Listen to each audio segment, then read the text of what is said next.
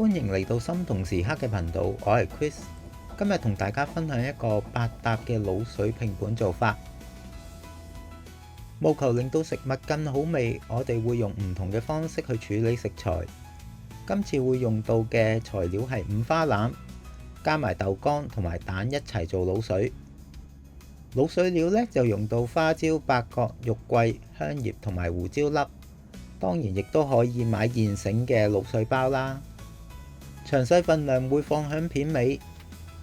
我哋先處理咗五花腩先，凍水放入去加熱，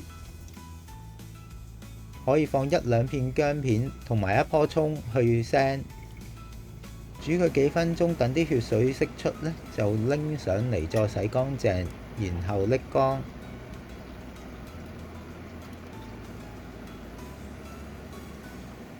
製作影片要用好多時間㗎，希望大家可以訂閱頻道支持一下啦。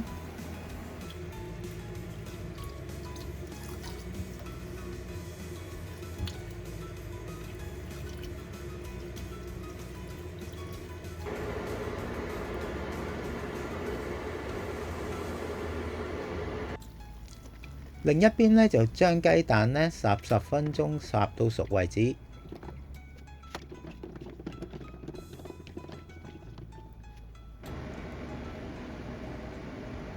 先落少少油煎一煎五花腩嘅四邊啦，等佢有少少焦香。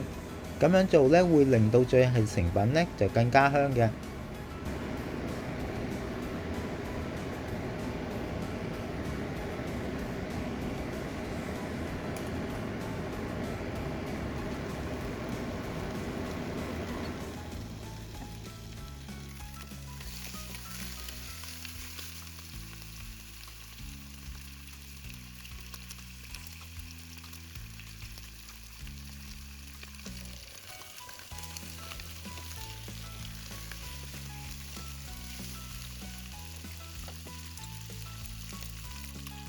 然後呢，就調細個火啦，再加入生抽，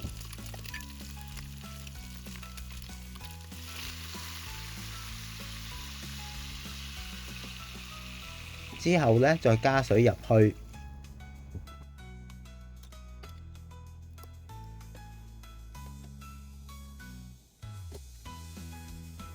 跟住呢，就加入紹興酒啦、老抽用嚟上色。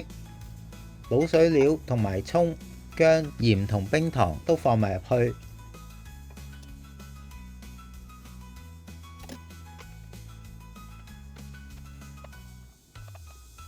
當然呢，唔少得就加埋魚露啦。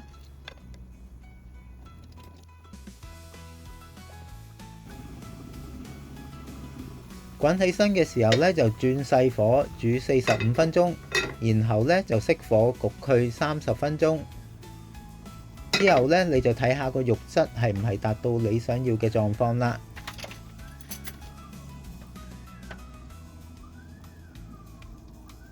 如果個煲夠大，當然就放埋蛋同埋豆乾入去啦。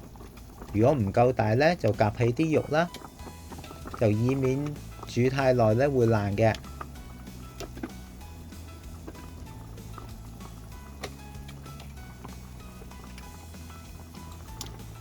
豆乾大約都係煮30分鐘到啦，然後就放置等佢慢慢入味。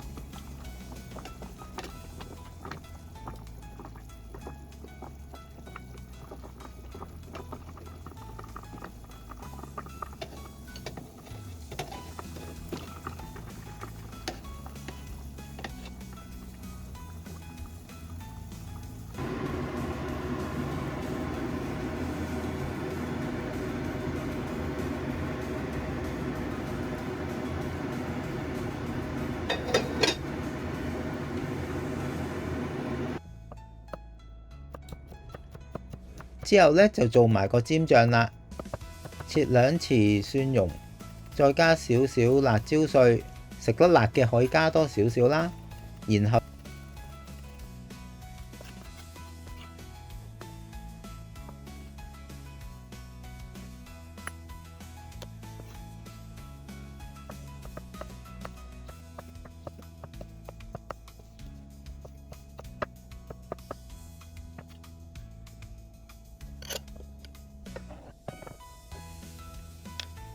後就加入白醋，再加多3匙嘅食水去進行稀釋，撈勻佢呢就完成㗎啦。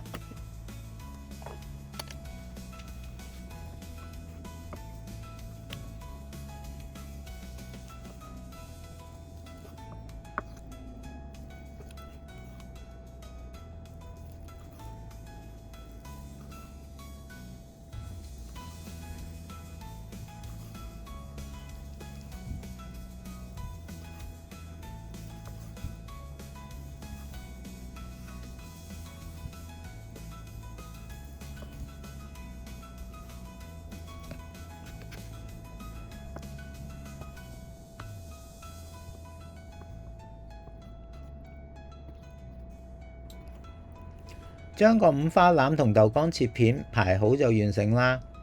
如果想更加入味呢，就最好放佢5至6個鐘，又或者放過夜都得嘅。